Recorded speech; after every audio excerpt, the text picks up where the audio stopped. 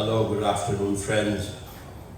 Welcome to the open mic for Anacostia. My slogan is, may black roses bloom and blossom in Anacostia. And I'm very grateful to all of you who have come here. And it's a very important topic that we have here today for our discussion. Ma'am, Yes. can you please give me my green book? I appreciate that. Yes, most definitely. Thank you so much. Thank Very you. well. Thank you. And you see, I would like to begin with some joke here. The thing is, my brother-in-law in Pakistan used to be a drug smuggler. And he used to smuggle drugs to Europe. And you see, my parents really got down hard with him. And they said, if you want to do your drug smuggling, you can leave our daughter at home. We don't want. So he stopped doing that. But his junior partner, who continued to do that and came on the list of the American whatever DEA is, he got arrested and he came to America and spent some years in the prison here. Yeah, he was extradited.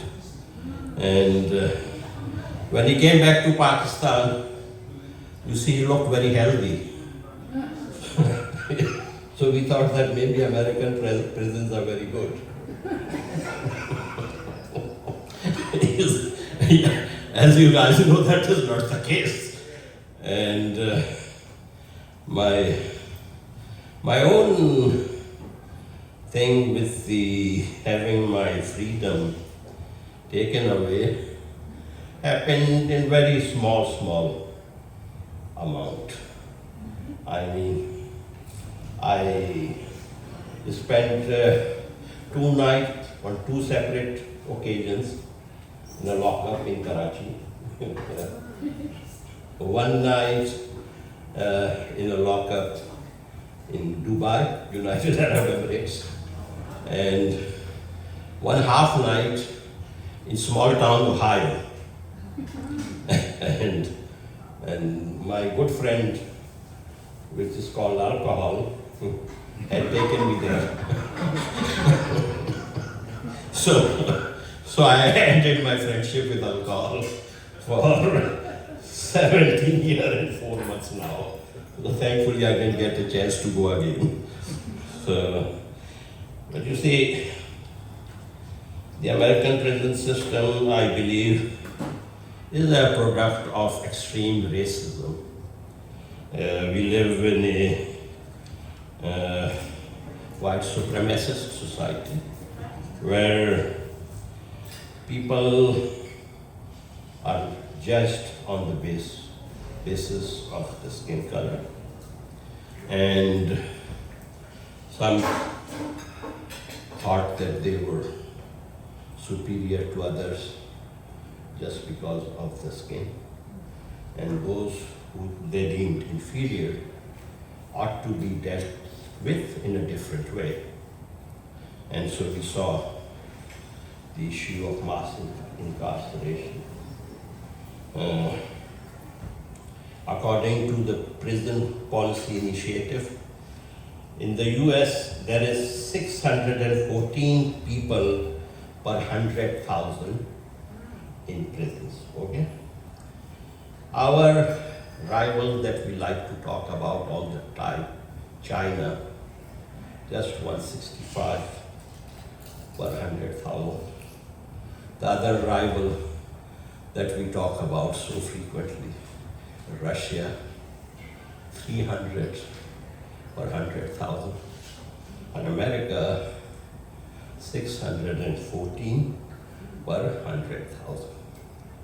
And when it comes to the ratio of the people, why the black folks, when it comes to the family household income, is for the black folks 1, for the white 6. So it's a 6 times difference between the wealth, average national.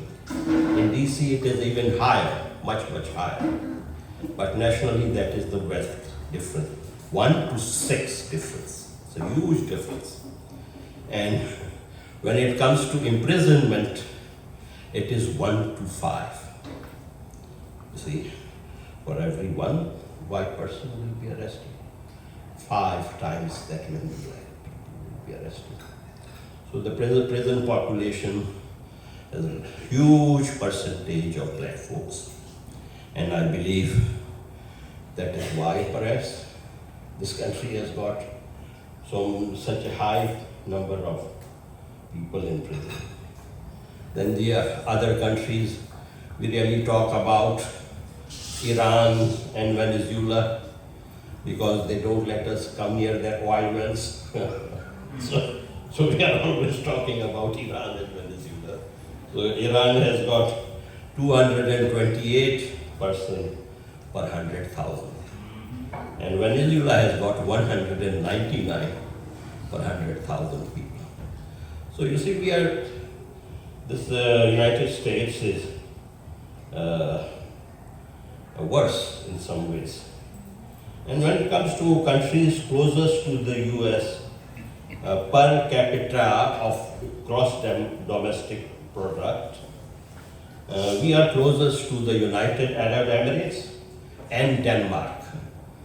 These countries per capita income, per capita GDP, gross domestic product, I mean how wealthy a society is, almost in that description. We are close to Denmark and United Arab Emirates. But Denmark has got 69 people per 100,000, whereas we have got 614. And United Arab Emirates has got 104 per 100,000, whereas we are 614.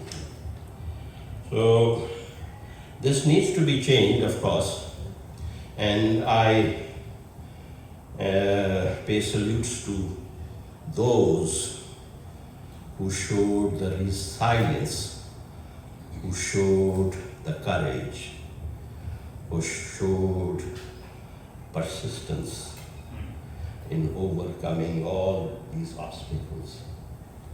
And some of them are my very honored guests here today, my friends, my guru, Coach Brown, is a mentor for so many people in this city.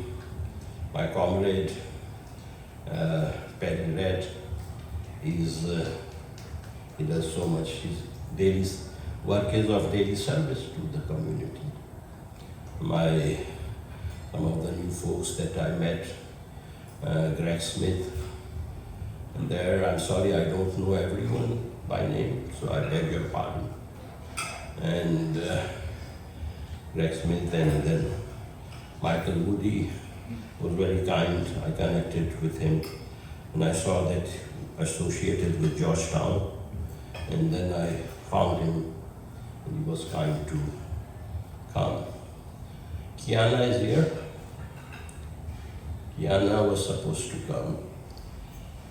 She is a female, Kiana Johnson, and she might come later on. Don Vito Premier is here.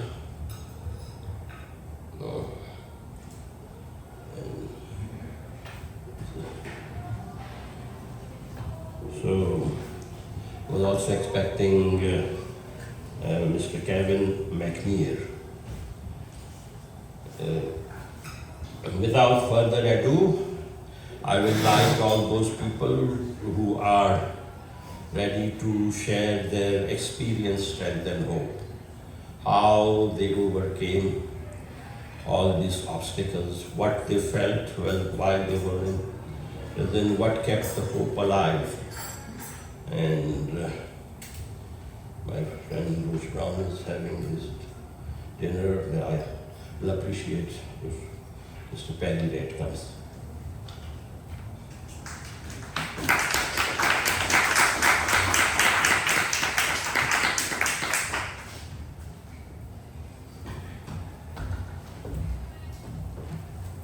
Well, thank you, Mr. Khan. You know, when I first met Mr. Khan, I didn't know what to think. Mr. Khan has made a conscious effort to immerse himself in a community that I love and bleed for. So I was, and some folks might know me, others may not, but I was born and raised here. And when I ran for the council in 2013, I used to say quite often on the campaign trail, I was born in Southwest, raised in Southeast, raised in Northeast, and live in Northwest. Well, I'm back home. I'm here more 7, well, it was 8 till the last census, and now more 7. And it looks a lot different than it did when I was growing up. And I must say it distresses me to this day. I might die in that distress. But I'm not going to live in distress. I'm going to live in a mode of rescue. Now, keep in mind, you can't save everyone. Some people don't want to be saved. But what I will do is this. Because I have 12 grandchildren, I had 13. Because I got 12 grandchildren, what's important to me at this stage of my life is to leave a footprint. To make sure that folks know that I've been here. And that I've made some type of difference. I struggle with the mental illness of fear. Not fear of any man, no, but a fear of failure. One thing I hate to do is fail. And not necessarily myself, because that happens daily, but failure of my people.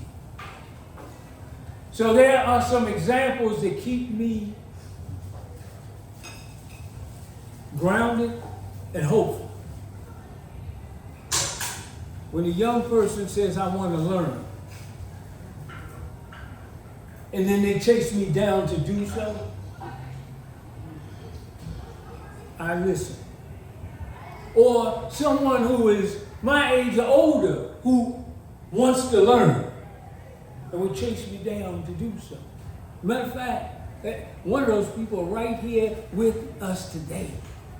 Her name's Belinda Tate. That lady right there, and that's never stop where you step. And then at her age, and she's older than I am, which I don't want to tell that lady's age. I don't get no trouble. But she wants to learn. And tells me that daily there are things that she's finding out that she didn't know that were right in her periphery. Now, to tell someone else that is humility. I pray that that's what I'm teaching these young folks. Because I get word. Every time I watch the news, I get word. So just to backtrack, born here in D.C., and I left D.C. after I graduated from H.D. Worcester.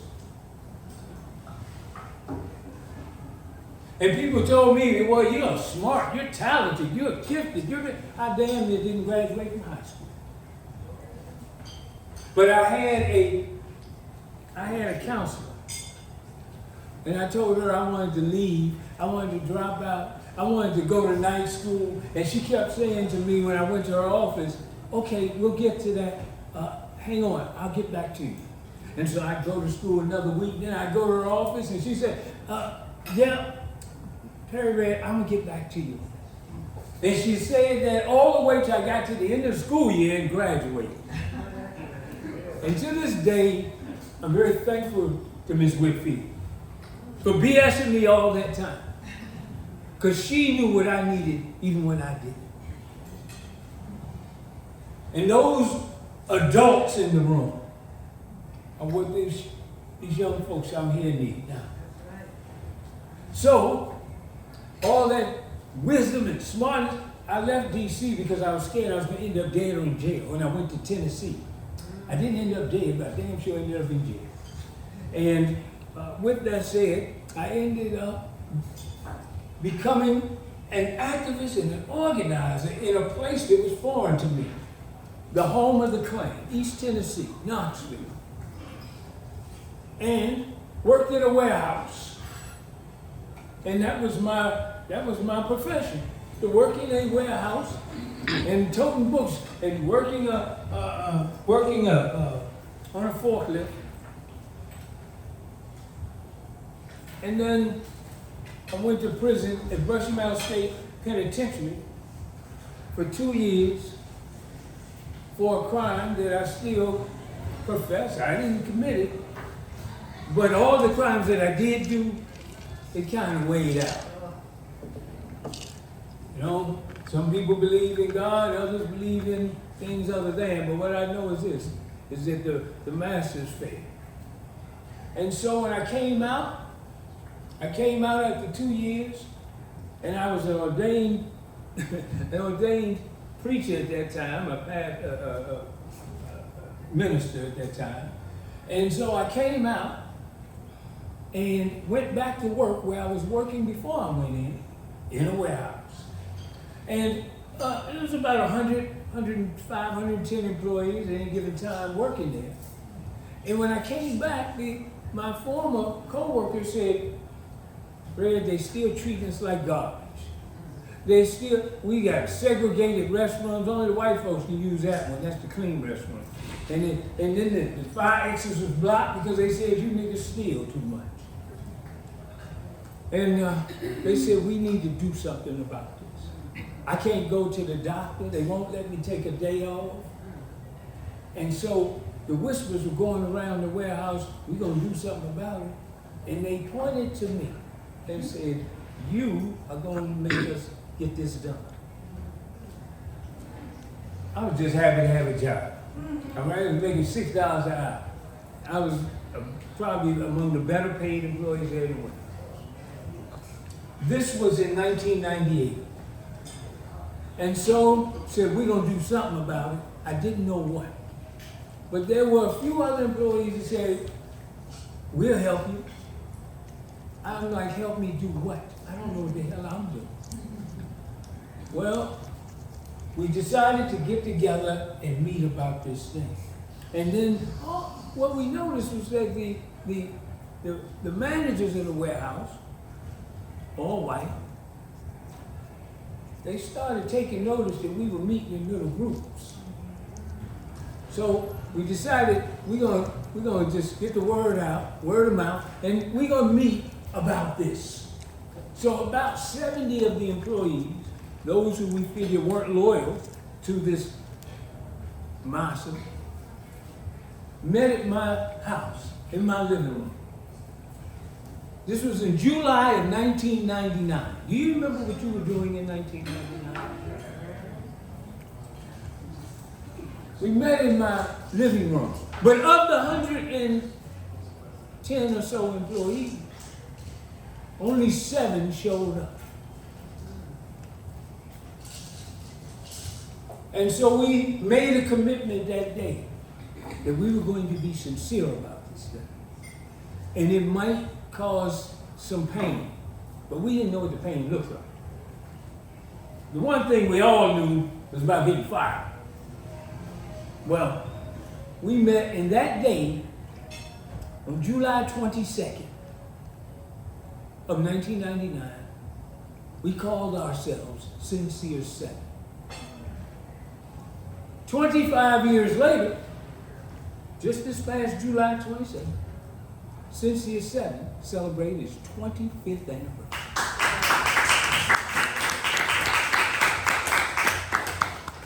of that 7, I'm the last one alive. Tennessee has a way of beating you down.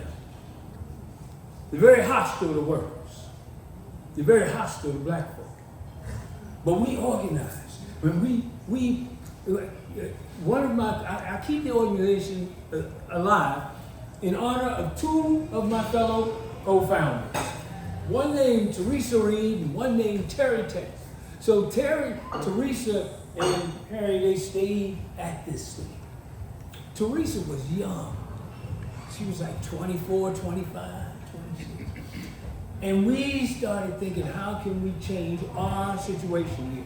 So we went to a bar just like this, just like a busboys and poet. And there was a poetry slam. And we sat at the bar and said, we need help. So we looked in the yellow pages. And some of you folks might not remember a yellow page. But it was a book full of phone numbers, residential and commercial. And we opened it up to labor, flipped it open, Teresa closed her eyes and put her finger in there, and we called a labor union. In about 20 minutes, a white male showed up. Now, I don't have any cut cards here. I have strong intrepidations against white men. It's hard for me to trust a white man. Made my life here. You see, when I left DC, I joined the Army. I was 17. I joined the Army. Didn't even have hair on my face. And the white boys called me all kinds of names that I wasn't used to. And the problem was, the fellas from the South, they said that's just the way it is. I wasn't from the South, even though they say DC is South, right? I wasn't going. And in my immaturity, it cost me my military career. And my act against this white man, and keep in mind, I complained to my supervisor. And my supervisor told me this. It was the first sergeant and the gunner sergeant, we were in the room together, and they said, boy, I remember that clearly, this is a white man's army. They told me all I needed to know. And then we go to Honduras, and I'm in Honduras. Didn't know I was training child soldiers to kill people. Didn't know. It was called the Iran-Contra debacle in this country. But I killed a white male, and they told me, you got 2 choices. Either you go home or you go to the bridge. I told them, put me on first thing smoke. And they did. Put me on a helicopter and flew me from Puerto Castillo to Tegucigalpa, and then put me on a C-130. And me and 2 MPs, and me in handcuffs, and they flew me all the way from Honduras, Panama, to South Carolina. Got me back to Tennessee, and they had a ticket on my car, and then put me in jail. Yeah. So I'm in jail, and this is Andy Griffith jail, right? So when all the prisoners go to court, they all get handcuffed together, and then they walk in the line across the street so everybody can see you. Well, they didn't have enough handcuffs, so they told me to hold the door. I'm Hopkinsville, Kentucky. I hold the door, and guess what? I let my foot off the door and it closed. I'm outside on the street, and nobody even know I'm out there. But I'm in Tennessee. You think I'm gonna run? Where am I gonna run to? I got on jail clothes. Yeah, you know what the youngest say. I was a slave, I ran. Yeah, well. But that was my first experience with it. Came home and got into my feelings with someone, ended up at DC jail. Never forget it. In a bullpen, naked. I was about 132 pounds with all these men. Some of the best boxers in DC. Everybody knows these box for hand, right? Yeah, everybody knows these box for hand. And I'm in there. And all these dudes, right? It's like 75 of us, naked. In the bullpen. And somebody know about what I'm talking about. My mother used to say when I was a boy, you too pretty to go to jail. Well, sorry, Mom. And I was sitting there, and brother came and sat beside me. Grew up on 18th and D. And some of y'all might remember Andre Kerr and Block. He sat down and he said, Red, ain't nobody gonna bother you, man. I got you. Now, that's scary. Because you know, usually if somebody tell you that in prison, they want something from you. Block said, you grew up on the same block with me. And even though I'm older than you, you always talk like you knew what you was doing. Because my mother used to tell me talk in full sentences. So they used to call me white boy, right? I had red hair. I had red hair. And so here we are. In Tennessee, we organize and we begin to shape the city to its core. We start our own cable access TV show. Why? Because a man who was running for council, who was a black guy who was 32 years old, keep in mind in that district, no one ever held office who was over 60 years old, who was under 60 years old. Here come this young guy, not even from there, he's from Jersey. His name was Danny Mayfield. And Danny Mayfield met me because my wife at the time, she said, I want you to meet the milkman. He saw me and he said, same thing he said to you, Rhonda Hamilton said to this brother, Greg. Said, because you don't know, because you're unseasoned, you are the one who can do this job. You're the one who can carry it out. And that's what Danny Mayfield told me. He asked me to host this TV show. I said, man, look, I've been in prison, man. I'm gonna make you look bad. He said, you were just the one I needed. And so I hosted this TV show, State of the District, and that was the beginning of me understanding the social change movement. And from there, we started our own TV show. And then we began contracting with others. We began organizing, and I hosted a show called Cop Watch. Knoxville. Because the police were killing black men every year, like rain water. And we started Cop Watch, and I came up with the idea, a program called Camcorder Troopers. It's on YouTube. And Camcorder Troopers, where we would video the police using a young person, an elder, and a staff member to go out and videotape the police when they stop us. Well, suffice it to say, the police didn't like that. And they came against us. They came against us. And when they couldn't attack the program because the community stepped up and said, no, we want that, they did what they, you know who they are, and if you don't, I'll define they, the power structure. Albeit black, white, or indifferent, is those who in power who don't want to be upset. They don't want the power structure to be upset. And they came after me. First thing they came after was his conviction. Suffice it to say, while we did Cop Watch and while we did Camcorder Troopers, no black male was killed for 3 consecutive years. That's how I know we made a difference. But I will say this, in 2004, I was followed and I was arrested. I was charged with possessing a firearm. Guilty. Possessed a firearm, usually an 18-month sentence. And when they, in the pre-trial hearing, they asked me, why did you possess a firearm? I said, because the police or whoever was following me, and eventually they were coming for me, and I was going to have something for them when they got it. And so the police did.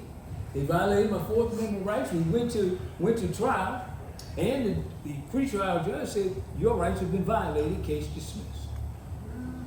Government wasn't going. The government came after me. And so they came after me, I got you. And they came after me, and what the government said was, you will go to trial. So I went, and I pled guilty. But what I didn't know is they charged me with a whole lot more than that. And I ended up believing I would get 4 to 5 years maybe in federal prison. They gave me a 10-year sentence. 10 years in federal prison at 38 years old. Wow. So I went to prison. I asked them to send me somewhere close to D.C. They sent me to Cumberland. Go to Cumberland, the medium facility.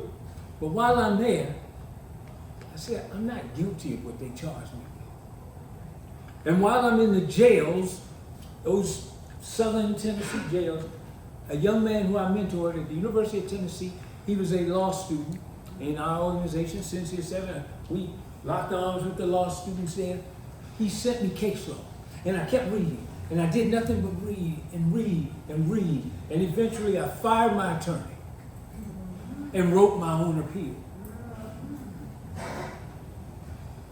Pro se, and it's in the books, right? Federal Reporter, F3rd, 475 and 718, U.S. versus McCreary Red. And they vacated my sentence. They vacated my sentence. But it wasn't over, because I was still in prison. And what they did was, wait, there's more. Well, what they did was, these folks had the tenacity, the audacity to charge me with 3 more crimes. But this time, they charged me with the big ones. Conspiracy. Conspiracy to traffic 200,000 grams of cocaine or more. In furtherance of a drug trafficking crime, possession of a firearm. So I was facing a life sentence at that. So they said, Mr. Red, if you plead guilty, we'll just take 12 years and go on down the road and finish it. 12, I had 10. Why would I take 12? So I declined. They came back 4 months later and said, Mr. Red, if you take these 15 years and go on down the road, we'd be on that. 15, I had 10 years. So let's go to trial. We go to trial. No. They moved my trial from Knoxville to Chattanooga. Folks I didn't know. Gave me a jury of people who were not my peers. And we're there at trial. I look behind me. And behind me is my mother. The person said, you too ready to go to prison. Shocked me.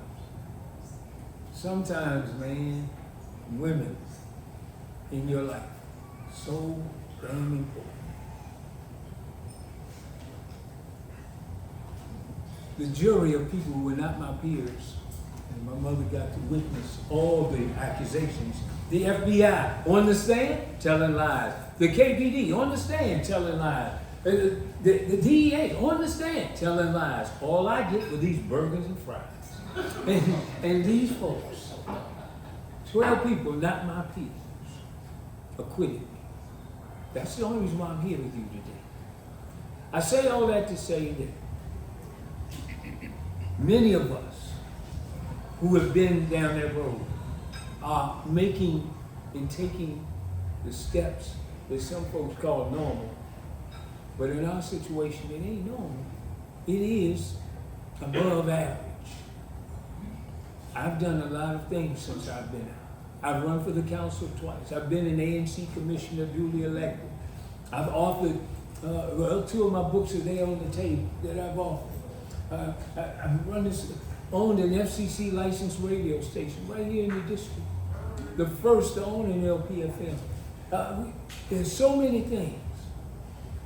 None of it means anything if we're not giving it to someone else. And so I will close with this, that I've been so blessed to still be here on this earth. And from my radio podcast to